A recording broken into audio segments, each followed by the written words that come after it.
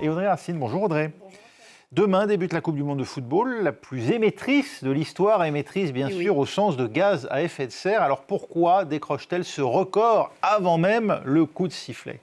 Alors tout commence en 2018 avec la promesse d'une Coupe du Monde à la taille d'un continent, l'Amérique du Nord, Canada, États-Unis, Mexique, qui serait, je cite, la moins émettrice de carbone de l'ère moderne et un modèle à suivre. Ce que vous lisez là, c'est le dossier de candidature.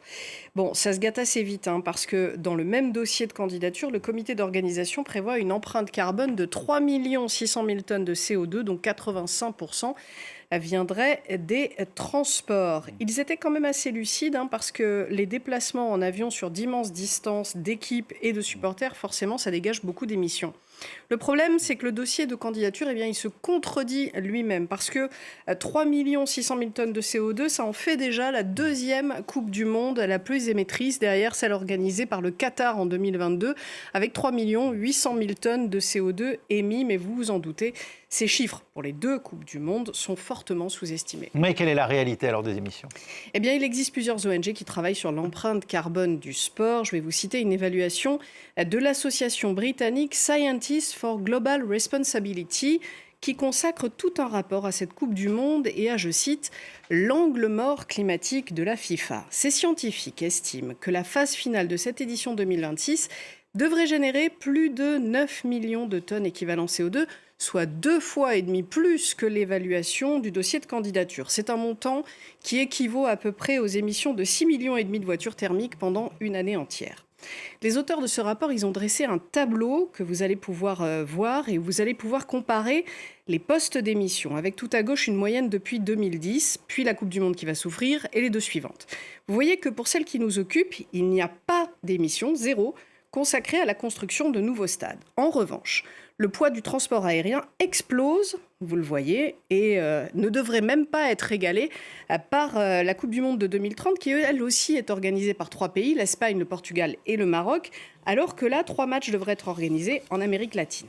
Alors, par rapport à la moyenne des émissions des mondiaux entre 2010 et 2020, on est en 2026 à plus 92% d'émissions, c'est absolument faramineux.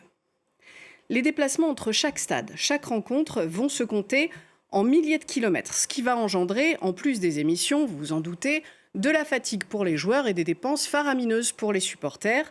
Nos confrères de Ouest France ont dressé un tableau des distances parcourues par équipe. Vous allez voir, il y a pas mal d'injustices. Le Mexique, qui joue cette année à domicile, sera l'équipe, on va le voir, qui avalera le moins de kilomètres, seulement 922, suivi de la Côte d'Ivoire et du Sénégal. La France, elle est au 7e rang des équipes qui parcourent le moins de kilomètres.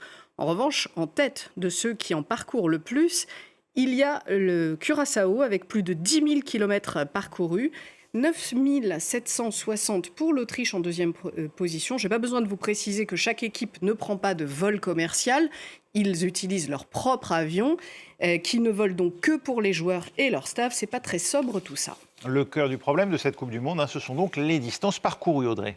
Oui, c'est à la fois les grandes distances parcourues et le nombre record d'équipes qui a été porté de 32 à 48 pour cette Coupe du Monde. C'est plus de rencontres, plus de joueurs à déplacer, plus de supporters également. Le président de la FIFA, Gianni Infantino, s'était engagé en 2021 à la COP26 à réduire de moitié les émissions de la FIFA d'ici 2030 et viser la neutralité des émissions en 2040. Ils avaient même proposé un plan. Mais ensuite, Gianni Infantino a proposé d'organiser une Coupe du Monde tous les 2 ans. Ça, pour l'instant, ça reste à l'état de projet. Il a aussi augmenté, vous l'avez vu, le nombre d'équipes en lice, validé des candidatures multi-États. Autant de décisions qui vont complètement à l'encontre de cet objectif affiché de réduire les émissions des compétitions. L'ONG Carbon Market Watch note dans son communiqué sur cette Coupe du Monde qu'un modèle événementiel qui nécessite un grand nombre de déplacements aériens exerce une forte pression sur les infrastructures existantes et met en scène une galerie de sponsors très polluants, ça on n'en a pas parlé, n'est pas compatible, vous le voyez, avec le réchauffement climatique. Pourtant, il y a bien un moyen d'alléger l'empreinte carbone de ces compétitions, vous l'aurez compris, en réduisant les distances, en limitant le nombre de participants. Les Jeux Olympiques s'efforcent de le faire. La FIFA devrait pouvoir y parvenir avec un peu de volonté. Halte au gigantisme, c'est ce que vous nous dites. Merci beaucoup, Audrey Racine.